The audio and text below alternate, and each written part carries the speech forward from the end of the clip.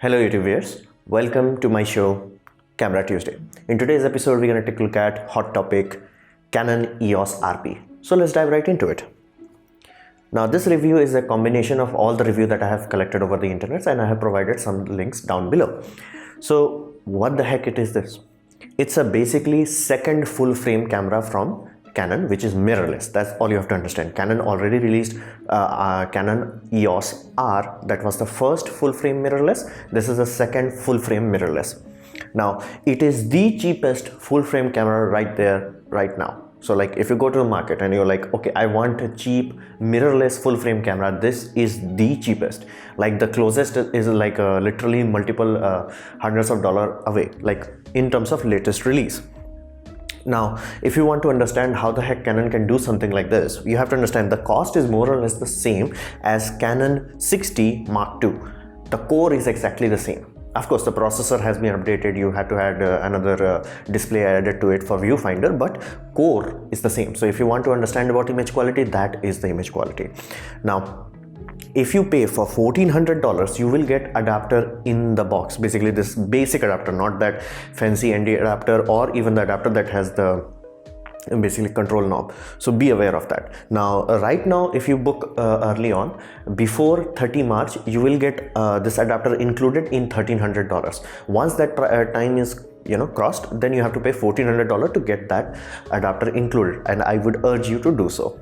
Now this does have some things upgraded, like my personal favorite, UHS 2 card. Basically you have to have this kind of SD card. Does not mean like you can't use normal card. You can use this one, and this will help your production line greatly. And this Canon, since apparently they hold the patent on full frame flip out screens, so this is a flip out screen, a proper actual flip out screen. So let's talk about video. Now flat out, if you want to think about video, do not think of this camera as 4K. This is even more limited than EOS R. EOS R had a crop, but at least 4K was working with autofocus. This time 4K autofocus has been disabled. The dual pixel autofocus has been replaced with contrast detect, which is nowhere near as good as dual pixel or compared to any other competition. So flat out, if you are even thinking about it like this, you wanted to buy this camera for video, do not do so. And even in HD, this is the part that kind of frustrated a lot of people. Like Canon is actually going into the territory of evil. They're not going into the territory, okay, we can't do full frame 4K. This is like, okay, we're not gonna give you a camera, we're gonna cripple the camera. So they have limited HD. Now first of all, what does that hack mean? Now many of you have already heard of that. It does not allow 24 frames per second. Basically, if you are doing a cinematic short movie, you can't use this camera because 24 frames per second is not there. Now many people like, what about 25 frames per second? No, that's not how that works. You have to have 24. Now it's frustrating simply because this is a feature that they removed. On a $1,300 camera, this is a feature they removed. Like they actually went inside the software and firmware and they deleted it. So that's why it has limited HD. On top of that, if you ever thought like, okay, 4K has a crop into it, how about I use the basically EFS lenses, basically the lens that were created specifically for APS-C. That way you can get ultra wides, which are not available for full frame. I mean, like they are available, but the range is not as grand as you wish for. You cannot use that. The moment you put this EFS lenses, you might be aware of that EFS lens screwed us out a little bit. Now that is not a problem when you have an adapter, because that adapter is basically blank space. So there is no issue with that. Mounting is flawless, but the moment you mount it, it will disable full HD and it will allow you to only do 720p.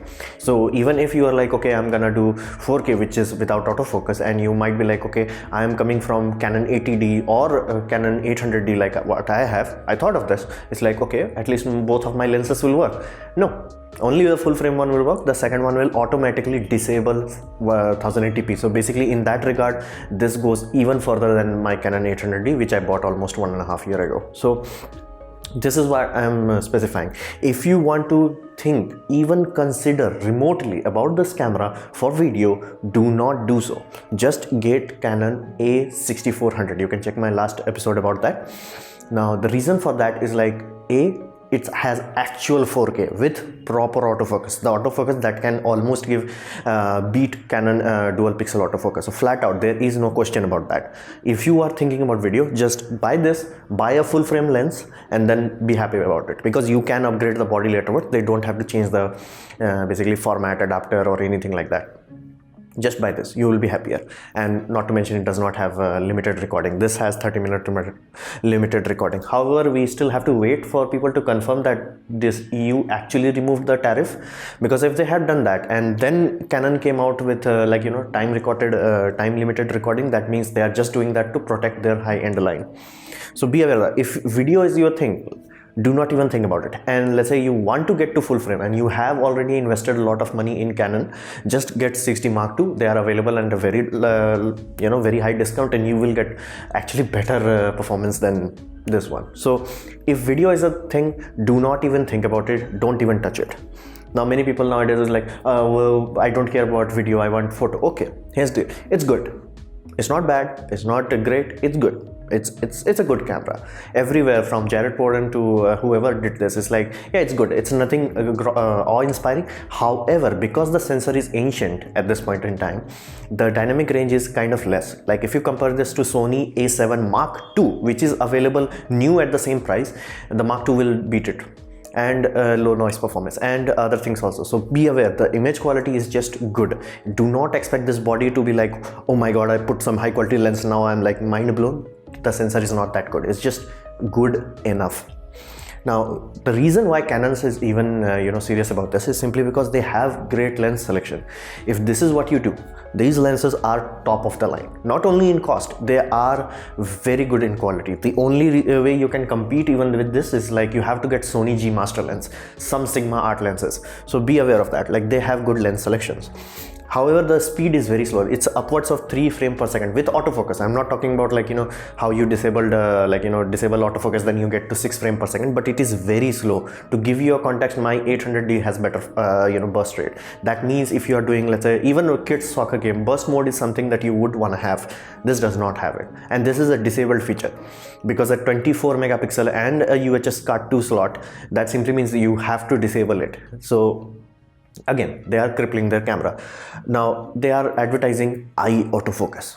Now again, Sony did not just got into eye autofocus one day. They're like, I woke up, okay, my camera will have eye autofocus. It took them time, years of development, years, as in like 4 and 5 years of development, multiple camera bodies, for them to reach a point where they can say, okay, my eye autofocus is that good that it can detect eye of an animal. This, however, everyone who is using it, they are like, dude, if you are this far away, it will not do it. So basically, eye autofocus is very poor. Now, is it good enough like if you are very close to the subject? Yes, but be mindful, if you have this kind of shallow depth of field, specifically this 50mm f1.2 lens, not f1.4, f1.2 lens, it will misfocus. So be aware of that. The eye autofocus, it's not up to the par yet. It does take time. This kind of technology is not something that you can have overnight. So if you are thinking, okay, now I finally have something that gives me the flexibility of doing eye autofocus, not happening anytime soon. Now this one again, Canon has to cripple their camera. They crippled it by disabling silent mode. Now silent mode is there, but you cannot do silent mode plus manual system. Basically you have to be in auto. That is solely done so people have to buy RP, basically R lenses, R camera bodies. So this is kind of frustrating. A, its eye autofocus is not that good. B, the limited silent mode, this is just a software function that they are blocking. They're like, okay, it doesn't matter that it's a 24 megapixel camera, because people 24 to 30 megapixel is not that big of a difference. Your file size goes bigger, but your overall image resolution does not go dramatically high. You can tell the difference between 12 megapixel and 24 megapixel, but 24 to 30, that's not as clear as you would think. And 30 to 40, it's even less. So the fact that they are disabling the system is very dangerous. That simply means you are paying money to a company that inherently will keep disabling the features and functions. So in photo wise, is it a good system? Yes. Does it have great lens selection? Of course. Now what about everything else, like extra bread and butter like burst shooting, silent shooting and eye autofocus? Do not think about them. Don't even think about them, don't even consider it. So if you're going into Canon system new, do not think about this. You can get Sony A7 Mark II, which will have better color reproduction than Canon. Literally, I'm not joking about that. So now, of course, these lenses are very high end. So if you are comparing this with A series lens Sony system, please get Sony G glass, not anything lower than that. So then the question becomes, should you buy or not? Now first, it has great lens selection system, and I'm not talking about adapter lenses, that's not out of the question. I'm just talking about the lens that you can directly buy natively. It does have the best right now possible, and it has a flip out screen, which no other company is going to give us. So if flip out screen is important to you, get it. Like, these are the two reasons I would recommend it. However, the reason why it's frustrating to me is that I am using Canon 800D, which has this LPE17 battery. Here's the deal. It's a very puny battery. Now, to give you a context that Canon has to cripple their camera, they literally came up with the idea that we're gonna make a camera so small that it's difficult to use, and we're gonna sell you a $80 grip with just a grip. Like, it's not extra battery, it's just a grip.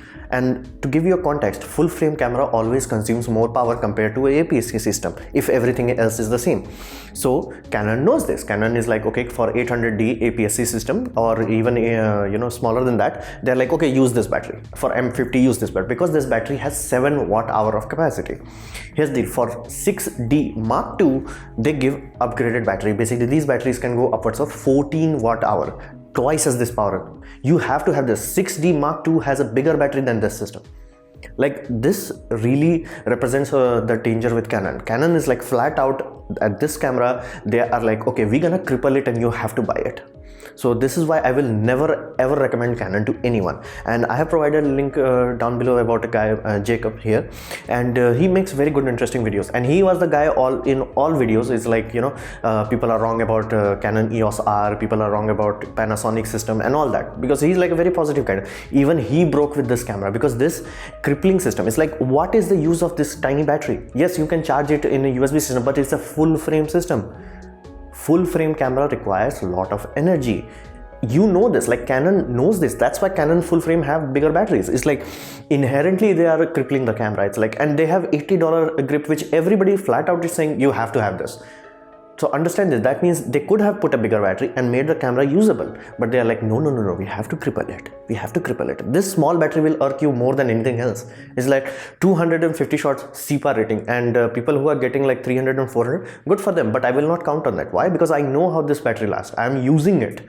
It's not a good battery. Canon knows this. That's why Canon full frame 5D Mark II and Mark III, they have a 14-hour battery, 14 watt-hour battery. 7 watt-hour is just not enough.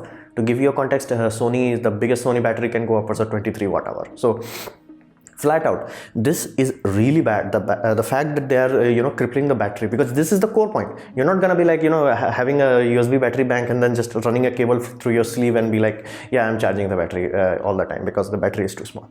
And shutter drop, this mechanism was kind of nice. This was like, okay, because you have a mirrorless system, the sensor is very close to the outer hole and there is no glass to protect it. So Canon introduced a system of shutter drop. So basically, the moment you remove the lens, the shutter will drop. That's awesome. That's like somebody sat down and designed it properly. That's awesome. They disabled it. It's like they had to cripple it. It's like, oh dude, our EOS R is not that good. It's like, for that price, it's not that good. Flat out, it's not that good, especially for newcomers. It's good for those who are stuck with a Canon system like I am, because I have Canon lenses. But for anybody who new, they're like, dude, for $2,300, you're not giving anything other than a flip out screen. That's it, and everything else is worse. So they had a system where cut and drop happened, which was nice, which was like really good system. They disabled it in this. They did not. That's frustrating. They did not have to do that. That's like, I'm just gonna cripple my camera because I can. So now this is the part that I want you guys to pay close attention to. When you are thinking you are buying a cheap camera, you're not buying a cheap camera, you are buying a very expensive system. The camera is cheap, but the lens are ludicrously expensive. And be aware of that because Sony has opened their lens mount. Basically, the E-mount is now open source. Open source as in not for you and me, open source for Sigma and Tamron. Those companies can make native glass, which they don't have to reverse engineer. That means those lenses can be, if there is a bug with the lenses, it can be fixed by Sony or the company using your camera itself. You don't have to go to any basically repair shop or things of that nature.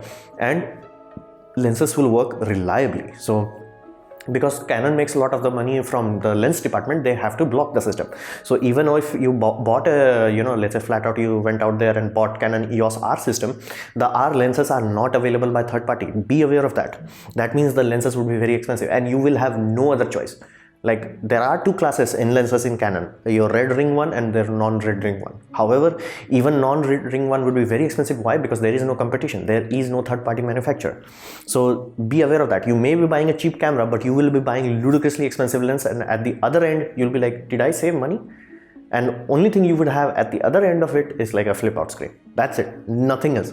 Not good enough video quality. Like, Sony released this camera A6400 just a few days ago on $900, which is like, of course, people are saying it does not have IBIS. I understand IBIS is expensive technology. It has flip up screen. Okay, difficult, but it does not have any recording limit. That means if there is a scenario where European Union is like, we're not gonna tax you, Sony is like, okay, my customer should enjoy that privilege. Canon is like, no, we have to cripple our camera, otherwise nobody is gonna buy our ultra crippled camera. So please be aware. Do not jump into the Canon system. It's like, oh, I have a cheap camera. No, you have a cheap camera with ludicrously expensive lens. Be aware of that. And that, to give you a context, let's say you right now today bought a Canon Sony 7 Mark III. You can have this Tamron 24 to basically 28 to 75 f2.8 lens, which is very cheap, very lightweight, and very good. Then you can have Sigma art lenses, which are top of the line in terms of quality. And there is this lens, which I was shocked to find out that there is a lens for full frame that has 10x zoom range. That's amazing. Now, of course, this is not the highest and red ring capacity. Sony does not even brand it as G lens. But this is a very good lens. Like, if you want to start photography today, you bought Sony A7 Mark III and you bought this lens, which is a very cheap lens.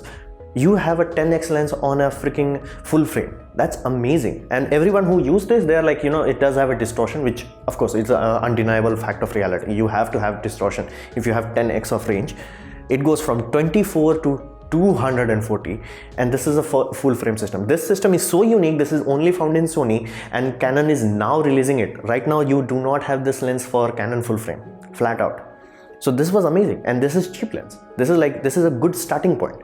So that's why I'm saying, please be aware of this. You are buying a cheap camera, which is a cheap camera. It's not like, holy crap, how the heck they packed so many technology in. That's like, they crippled the camera. You're gonna regret it after you have used it. Now, of course, it's a good camera. By no means it's a bad camera, but against competition, it's nowhere near. And the money you saved in the basically body, you would have spent 2 to 3 times more than that in lenses. So please be aware of that. I do not recommend anybody buying this, because this is the biggest problem, battery itself. Like, Canon knows that you need bigger battery for full frame. That's why they give 14 watt-hour battery. They are like, okay, let's give it you 7 watt-hour, so you can keep charging it every 5 minutes. So yes, it's a good camera. Yes, it's a effective camera, but you are buying an interchangeable lens camera. That means you're supposed to buy lenses. Now, if you're like, I'm not gonna buy lenses, buy a Sony RX100, I would say. Because flat out, supporting a company that does things like this, flat out shutter drop, which is a software, like, why they are disabling that shutter drop? That makes no damn sense. Like, everything else I can justify, that I cannot justify. Small battery, which they themselves know, and the fact that they know they made cameras so small that it's uncomfortable to use, and everybody's like, dude, you have to have that $80 grip, which does not even have a extra memory or extra battery. It's just a fancy grip. So Canon, which everybody is like, dude, those cameras are good to use, easy to use, but again, the battery life is small. The body is so small that it's difficult to use unless you buy their own proprietary thing. So, and the money you saved in the system, you would have lost easily in the R lenses series, and there won't be any third-party lenses anytime soon. Sony already has this system. I already specified this is a very cheap, very effective lens. This is a very cheap, very effective lens. There are high quality lenses, and there are G master lenses, which are almost on the same level as EOS R series lenses. Now, of course, if you put it side by side, you will be like, okay, R lenses are a bit more better. But if you don't have that, you will be like, okay, this is a good lens. And all Sony lenses, I'm actually surprised, all the Sony default native lenses, they have very quiet autofocus system. They're very quiet. Like, you would be surprised, like if you directly compare that against any other lens, you will be surprised. Even Sigma art lenses, Sony like figured out how to make quiet autofocus. So to buy or not buy, if you are stuck like me, you have Canon lenses and you have spent enough money that you are kind of stuck at this point, and if you have full frame lenses, yeah, buy it. What else you gonna do? But be aware, only good thing you're gonna get is a flip out screen, and a great lens system. Would you get 4K in future? No. By the time Sony, by the time Canon gives you proper full frame 4K 30 frame per second without any crop with proper autofocus, it would be around 2025. So again, to buy or not to buy. If you are stuck like me, buy it. If you're not stuck, you want to start new, please look into Sony system, because the lenses are already out. The third party lenses are already cheap. They have bigger battery, which you're gonna hate this part. Trust me, I know. So to buy or not to buy, again, I would say no. Stay away from it. So this was my presentation on Canon EOS RP. So I hope you liked it or learned from it. In that case, please leave a like and also click my ads. It pays me, so please. And if you didn't, don't worry about it. You can dislike it. I would urge you to press the dislike button twice, and please leave a comment because I reply to all of them. And I would urge you to subscribe. Press the bell icon if you're free, and as always, thanks for watching.